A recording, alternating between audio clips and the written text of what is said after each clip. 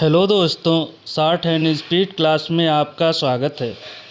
मेरे द्वारा प्रतिदिन 400 कुल 800 शब्दों की 2 डिक्टेशन दी जा रही हैं, जिसे आप नियमित रूप से लिखते रहें और हिंदी में लिप्यांतरण भी करते रहें, जिससे आपके अश्लेखन में सुधार होगा और अपनी गलतियों को गिनते रहें कि गलतियों में कमी आ रही है या नहीं। यदि गलतियों में कमी नहीं आ रही है तो आप कमेंट के माध्यम से मुझे अवश्य बताएं। मेरे द्वारा जल्द ही टेलीग्राम लिंक शेयर किया जाएगा, जिससे जुड़कर आप कठिन शब्दों की आउटलाइन और अन्य बातें शेयर कर सकते हैं। धन्यवाद। Ready start. महोदय, शिक्षा व्यक्ति और समाज के लिए एक अनिवार्य आवश्यकता है। परिवर्तनशील परिवेश के साथ इसका बदलना भी नितांत आवश्यक है, अन्यथा वह निर्जीव साधन मात्र रह जाएगी। अतः शिक्षा बदलती हुई सामाजिक आकांक्षाओं के साथ व्यक्ति और समाज को इस प्रकार व्यवस्थित करे जिससे 21वीं सदी के प्रारंभ में भारत में ऐसे समाज की स्थापना हो सके जिसमें अभिजात वर्ग के स्थान पर जनता की प्रधानता हो। अगर हम अपने संविधान में अंकित प्रतिष्ठित समाजवाद, धर्मनिरपेक्षता और लोकतंत्र के लक्ष्य की प्राप्ति चाहते हैं तो शैक्षिक अवसर की समानता सबको मिलनी चाहिए और शिक्षा समाज के सभी वर्गों को सुलभ होनी चाहिए। प्रत्येक देश में शिक्षा खुशहाली का आधार है। समाज के इन वर्गों में शारीरिक, मानसिक, संवेगात्मक रूप से विकलांग बालक भी हमारे समाज के अंग हैं। यह एक ऐसा वर्ग है जो बिना किसी अपराध के लगातार सजा भुगतता आ रहा है। यह कहानी समाज के उस निर्मल अंग के प्रति बरते जाने वाली उपेक्षा की लंबी कहानी है जो अपंगता का शाप बनकर उन तमाम जिंदगियों पर छाई हुई है। समाज में यह लगभग पूर्ण रूप से उपेक्षित है और देश के 5% व्यक्ति शारीरिक व मानसिक रूप से विकलांग हैं।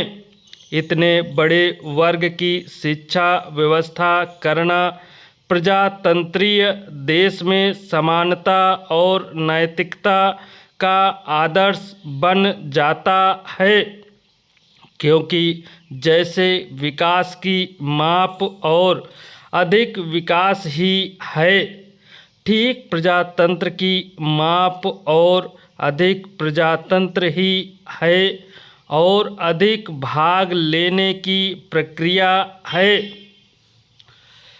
विकलांगता के विभिन्न प्रकार देखने को मिलते हैं, जैसे चक्षु विकलांगता। यह एक ऐसा दृष्टि विचार है जिसके कारण बालक दृश्य अव्य सामग्रियों के प्रयोग से वंचित हो जाता है, जिससे उसकी शिक्षा बाधित होती है। दूसरी विकलांगता श्रवण विकलांगता है, जो ऐसी शारीरिक अक्षमता है जो मौखिक माध्यमों द्वारा शिक्षा ग्रहण करने में बाधित होती है। तीसरी विकलांगता वाक विकलांगता है, जिसके द्वारा बोली गई बात को श्रोता या तो समझ नहीं पाते हैं या देर से समझते हैं। एक विकलांगता विरूपित विकलांगता है। इस विकलांगता में शारीरिक दोष विरूपण होते हैं जो अंगों की कमी के होने के कारण समायोजन नहीं कर पाते। विकलांगता का एक प्रकार शारीरिक शक्तिहीनता है जिससे वे पढ़ाई लिखाई में अपेक्षाकृत कमज़ोर होते हैं। ऐसे बालकों की शिक्षा व्यवस्था करना आवश्यक है। विकलांग बालकों के मन में ऐसी अभिलाषा एवं इच्छा जागृत करनी चाहिए जिससे वे सामान्य व्यक्तियों के कार्यक्रम में भाग लें। महोदय, पढ़ने में यह बात भले ही इतनी महत्वपूर्ण न लगे पर विकसित देशों में विकलांगों के लिए रेलगाड़ियों और बसों में विशेष व्यवस्था होती है। प्रायः यह सब कुछ निःशुल्क होता है। इतना ही नहीं, वहाँ उनके लिए सिनेमा घरों में अलग व्यवस्था होती है। लेकिन हमारा समाज विकलांगों के प्रति उदासीन बना हुआ है। संभवतः उनकी समस्याओं और पुनर्वास के बारे में कोई ज्ञान इसलिए नहीं है कि इनके बारे में प्रचार कम हुआ है और कम साहित्य प्रकाशित हुआ है। बात चाहे कुछ भी हो, विकलांगों के प्रति समाज का दृष्टिकोण स्वस्थ नहीं है। लोग या तो उनकी उपेक्षा करते हैं या उन पर दया करते हैं। वास्तव में ना तो उन्हें दया की ज़रूरत और ना उपेक्षा की, बल्कि उनके साथ इस प्रकार का व्यवहार करना चाहिए जैसा आम आदमी के साथ किया जाता है। इसके अतिरिक्त विकलांगों को अपने पर भरोसा करना चाहिए। शैक्षिक दृष्टिकोण से जहाँ तक शिक्षा देने की बात है, उनकी शिक्षा व्यवस्था सामान्य कक्षाओं में संभव नहीं है। अपनी विकलांगता की प्रवृत्ति के अनुरूप उन्हें विशेष रूप से प्रकाशित शिक्षकों द्वारा शिक्षा दी जानी चाहिए। वर्तमान भारत में जहां शिक्षा देने के साथ विकलांगों को सहायक यंत्रों के प्रयोग का प्रशिक्षण भी दिया जाता है, वहीं विशेष रूप से विकलांग बालकों के लिए अलग विद्यालयों की व्यवस्था करना, जैसे मूक बधिर बालकों के लिए अंध विद्यालय की व्यवस्था की जा सकती है। भारत सरकार ने राष्ट्रीय पंचवर्षीय योजना में विकलांगों को कमज़ोर वर्ग का एक भाग मान लिया है।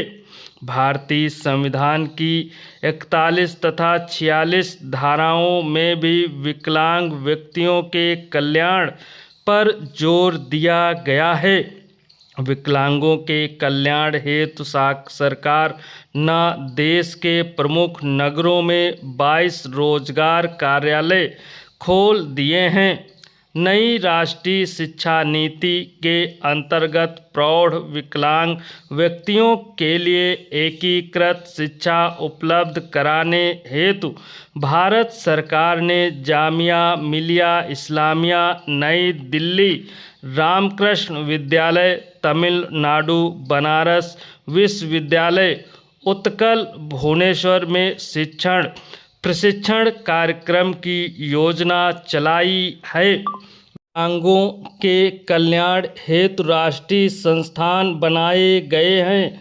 इसके अतिरिक्त सरकार ने 3 वर्ष 3% का सरकारी नौकरियों में आरक्षण भी दिया है तथा नौकरियों में 10 वर्ष की छूट, विकलांगों को मूल वेतन का 10% वहन भत्ता भी दिया है। आर्थिक दृष्टि से कमज़ोर तथा कम आय वाले वर्गों के लिए सस्ते आवास उपलब्ध कराने में सरकार प्रयत्नशील है।